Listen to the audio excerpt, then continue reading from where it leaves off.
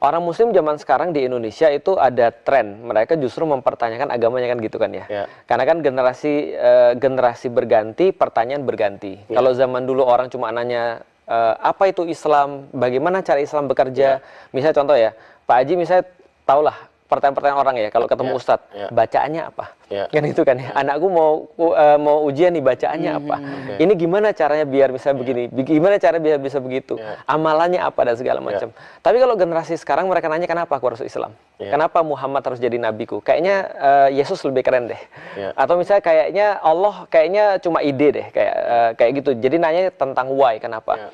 Nah, akhirnya dari titik itu karena kita nggak bisa jawab, maka mereka menjauh daripada Islam. Pandangan mereka tentang Islam itu kuno, Islam itu jelek, Islam itu ketinggalan zaman, Islam itu alasan. Kalau ada apa-apa nyalain takdir. Kayak kemarin misalnya bangun misalnya pesantren, kita tahu kolomnya kecil banget, runtuh, terus kemudian bilang takdir.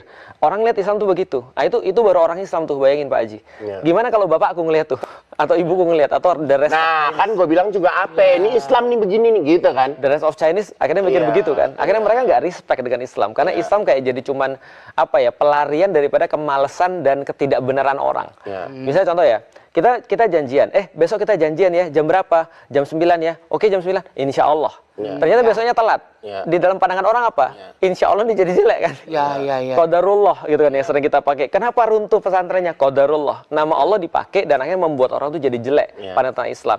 Islam justru ribut sendiri. Islam akhirnya pedofil, lalu kemudian pelecehan seksual. Kenapa kok bisa ada di pesantren seperti itu? Betul, gitu kan? Orang mau belajar malah ternyata terjadi pelecehan seksual dan segala macamnya. Nah, ini fakta yang mereka lihat.